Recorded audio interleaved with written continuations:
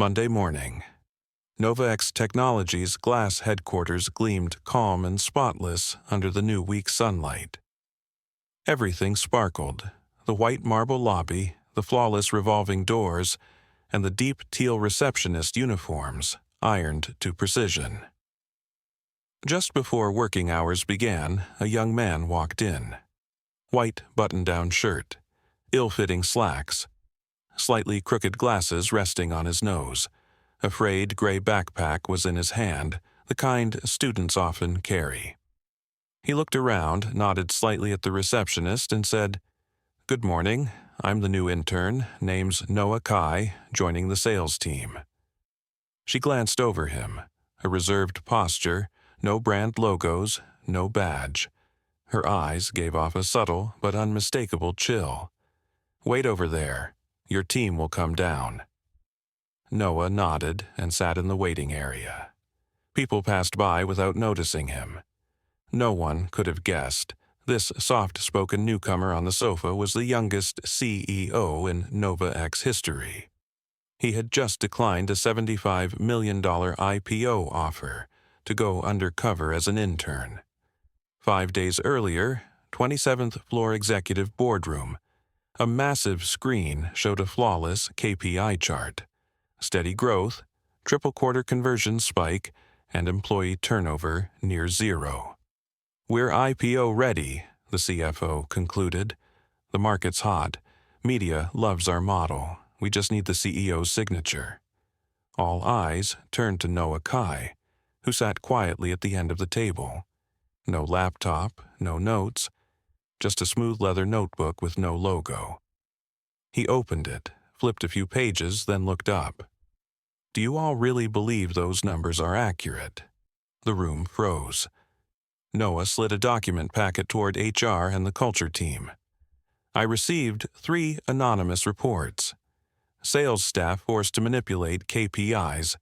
A team member fell into depression after 6 months. HR covered it up." Silence thickened. "I want to see our company's culture, not through surveys, not via templated questionnaires. I want the objective view." "What do you mean?" a VP asked. Noah smiled faintly. "Let me work as an intern." Back to the present. Sales floor, 7th floor. Noah was led upstairs by a young employee named Ivy. She greeted him with a soft smile, though something in her eyes looked tired. Inside, the sales team buzzed with lunchtime chatter. At the center stood Max, the loudest voice in the room. Tight white shirt, expensive watch, sleek glasses. He radiated million-dollar deal closer energy. "New intern, huh?" Max glanced at Noah, then at Ivy. "Looks confident." The room erupted with laughter, but it wasn't friendly. On his first morning, Noah was ordered to fetch 6 coffees and 3 salads with custom greens. When he came back, unsure who wanted what without onions, he asked again. Max sneered. "Can't even remember a coffee order? And you want to handle CRM?" Later, Noah accidentally typed a customer deal as $12,000 instead of $1,200. Max exploded in front of everyone. "This is real work, not some student playground internship." Noah lowered his head and said nothing. No excuses, no rebuttal, no reveal. He simply nodded, opened his leather notebook, and added one line. "Sales team. Leader publicly humiliates intern." If you've ever been judged just for being new, for being quiet, or for not fitting in, you probably understand what Noah felt. I've been there too.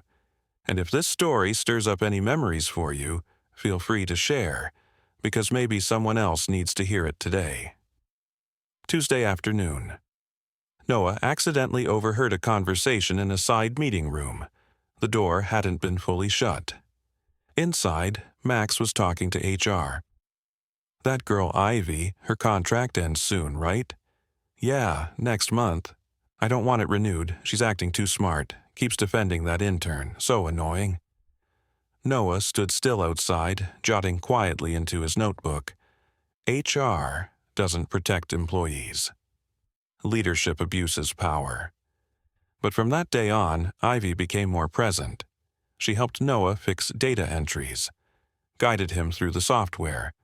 Every lunch, she handed him a small meal, without explanation. Noah once asked, "Why are you helping me?" Ivy gave a faint smile. "Because I used to be an intern too. Max sabotaged me off a project with a fake mistake." Noah nodded. He didn't write that down. He only added one line. Some people still hold on to their humanity. Friday, IPO board presentation. The entire 27th floor was staged for the event. Internal broadcast. Live stream for potential investors. Max stood front and center in a suit, confidently presenting, "Thanks to our strong culture, sales KPIs have quadrupled. Our team is loyal. Turnover is practically zero." He smiled, oozing confidence. From the back of the room, someone stepped in. Dark trousers, blue shirt, black blazer. But the face was familiar, the clumsy intern from a few days ago. Max froze. The man removed his glasses and revealed his company badge. Noah Kai, CEO. He walked to the podium. "Sorry to interrupt, but if we're about to IPO, investors deserve the truth." Noah turned on the projector. A video of Max yelling at Noah. An HR email declining to act on anonymous reports. Text messages between Max and HR planning Ivy's dismissal. An audio clip of Max telling staff, "Inflate the numbers. Just hit bonus." The room went cold. Noah looked toward the board. "I didn't need surveys. I didn't need polished metrics. I just needed to live as the weakest link and watch how the system treated me." He concluded, "The IPO can wait a quarter, but respect once lost is never repurchased." Max was suspended. HR was placed under review. Ivy was promoted to lead culture transformation and was tasked with reshaping the internal culture. If you've ever felt voiceless, remember, sometimes it takes just one person willing to listen to change an entire system. And if you want to walk with stories like these, you know where to find them. After the shock of the IPO meeting. As Noah walked out, his shoes tapped gently but firmly against the wooden floor. He didn't glance at Max, who was being escorted out by the head of HR. Instead, his eyes found Ivy, quietly standing in the corner. She only had time to nod, lips barely mouthing, "Thank you." Noah didn't stop. Not because he ignored her, but because he knew her moment was just beginning. 3 weeks later, Novex rebuilds, HR rebranded as the People and Culture Division. And the new head of culture? Ivy. She didn't wear a blazer on her first day, just a soft beige shirt, hair tied back. She walked to the stage like someone who had once fallen, and stood back up because someone believed in her. "Noah didn't fix the system with orders," she said. "He fixed it by listening to those who weren't heard." Her voice trembled slightly, but her eyes were steady. "From now on, every intern has the right to anonymous feedback. Every team lead must rotate into a junior role for 1 week a year. And every HR decision will require multi-dimensional review." 27th floor, CEO's office. Noah stood by the glass wall, gazing out at the city. An email had just arrived. "NovaX is back on the IPO calendar next quarter." He didn't open it. Instead, he opened his leather notebook, still filled with his handwritten notes. A company isn't broken by employee mistakes, but by how it hides them, silences the weak, and denies accountability. He flipped to the final page. A small folded note scribbled quickly, "Thank you for not giving up when you didn't have to do anything. Ivy." 1 month later, university guest talk. Noah was invited to speak to business students. During Q&A, one student stood up, "You're the CEO. Why pretend to be an intern? Why not send surveys and make policy? Why make it so hard? Noah smiled. Because no survey ever asks, if you were the smallest person in the room, would you still feel respected? He paused. As a CEO, I didn't have to do it, but as a human being, I couldn't do it. If you've ever been in a low place, overlooked, dismissed, silenced, you have the right to stand up. Not to shout louder, but to look someone in the eyes and say, I deserve to be heard. And if you want to keep walking with stories like this, we'll meet again. After the university talk, Noah Kai didn't return to the office right away. Instead, he turned into a small cafe a few blocks from Novex. No cameras, no facial recognition. Just a warm latte and his old leather notebook. He opened a fresh page. The handwriting was the same, precise, restrained, but this time there was a weight behind the ink. A company doesn't IPO on finance alone. It IPOs on ethics. Just then, his phone buzzed. A message from Lauren, his newly appointed executive assistant, recruited from Novex's internal talent program.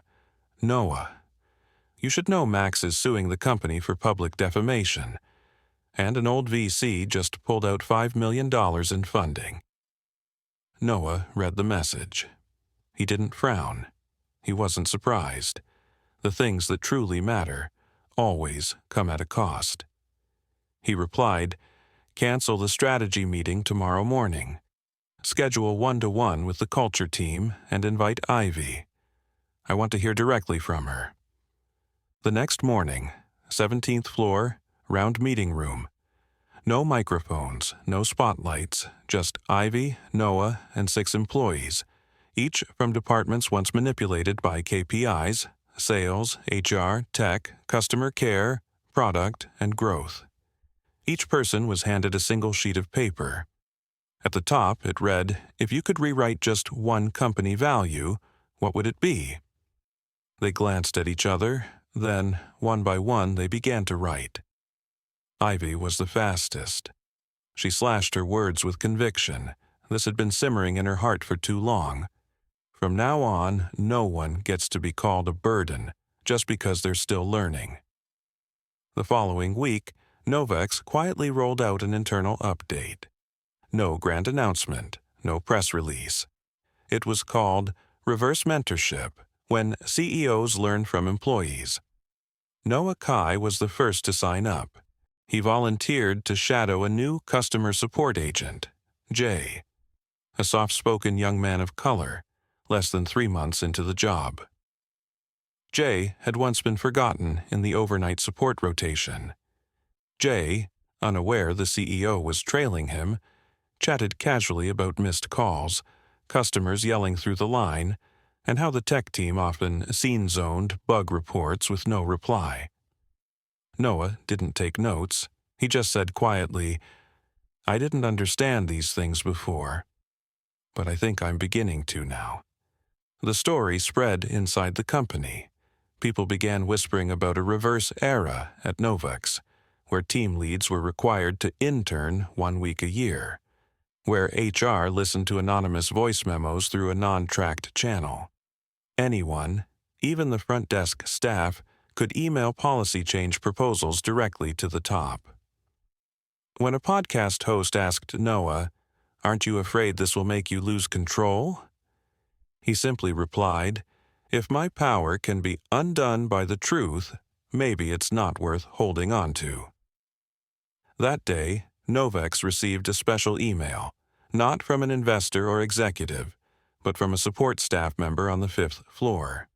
His name was Jay, the same employee Noah had shadowed the week before. The subject line was simple, what I used to fear. The message was short, but it cut to the core of company culture. I used to fear speaking up because I thought I was too small to matter. But after learning the CEO once got sent to buy coffee, I realized a person's worth isn't measured by what they're called. I don't know if this email will change anything, but I'm writing it because I now know at NovaX, even the smallest voice can write. Lauren, the CEO's assistant, was the first to forward the email to the internal Slack channel. She didn't add hashtags, no reaction emojis. Just one line. We've started to hear the quietest voices. 1 week later, the civil trial between Max and Novex took place. The plaintiff, Max, accused the company of defamation and improper public exposure. The defendant, Novex, represented by counsel, stood by the claim that the CEO acted on ethical and cultural duty. Noah Kai did not appear in court that day, but Ivy did. She stepped up when he called as a witness, still in her simple shirt and neatly tied hair. The opposing counsel asked, "Do you have any concrete proof that the CEO's undercover action was necessary?" Ivy answered without hesitation, "The proof is that I'm standing here. If he hadn't done it, I wouldn't be at this company anymore, and I'd probably be figuring out how to leave this industry forever." She looked around the courtroom and continued, "I once believed I was a burden, but whoever validated that feeling? No survey ever asked, have you ever felt left behind?" Max lost the case, but Novex found itself divided in public opinion. One side praised the CEO's boldness, the other accused the move of being performative PR. On Reddit, a post titled, "CEO Goes Undercover as Intern, Real Transformation or Just Theater?" received over 3,000 comments in a single day. Noah read every comment. He didn't respond, he didn't hide. Instead, he quietly called Jay, the support employee. "Jay," he asked, "can I ask you something? If you had known I was the CEO from the start, would you have told me all those things?" Jay laughed. "Not a chance. If I knew you were someone important, I would have held back. But I thought you were like me, so I told the truth." Noah nodded, then quietly opened his leather notebook and wrote, "If you want to change culture, first remove the chair that makes people afraid to sit near you." 90 days after the delayed IPO, Novex was officially invited back to the stock exchange. At the press conference, a journalist asked Noah, "What do you think has changed the most in your company after everything that's happened?" Noah looked directly into the camera. "Before, when I walked through the company lobby, no one greeted me because they thought I was an intern. Now, when I walk through, people still don't greet me. They greet the people walking behind me. And I think that's a victory." Monday. The first official day Novex is relisted. No grand ceremony, no banners or slogans. Just a small plaque hanging in the main lobby. Every number on the stock board is the result of how you treat a person no one notices. And just beneath it, a photo from an old internal security camera. A young intern named Noah hunched over a side desk, typing a report. Beside him is Ivy, gently resting her hand on his shoulder, as if to shield him. That photo would go viral on social media and was shared tens of thousands of times. No tags, no captions. Just one line. Culture isn't in the slogan. It lives in the moments no one sees. Noah Kai stepped into his office on the top floor with glass walls overlooking the city. His schedule today was nearly empty. Just one line, 1500. Meet with father. His father arrived right on time. Silver hair, a slightly worn suit. A man who once founded a company but stepped away, unable to sell his soul for an IPO. They sat across from each other, no laptops, no slides. His father asked, "You went that far, was it worth it?"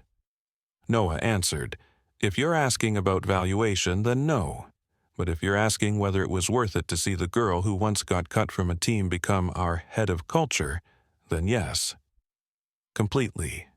His father said nothing, just nodded. Then he reached into his pocket and took something out. A worn leather notebook, identical to the one Noah always carried. I once thought about going undercover too, his father said, but I never had the courage. You went farther than I ever dared. Noah opened the notebook, flipping to a faded page. The handwriting was old but still legible. True power is listening to those who cannot shout. That evening, Noah left work early. He took the stairs, not the private elevator he usually used. When he reached the second floor, he saw a new intern, skinny, struggling to carry a box almost bigger than himself. The kid fumbled with the door but couldn't get it open. Noah paused, held the door, and asked, "First day?" The boy looked up and nodded. "Yes, sir. Team growth." Noah smiled. "Welcome. Everyone here will listen to you. And if someone doesn't, knock on this door. Knock long enough, someone will open it."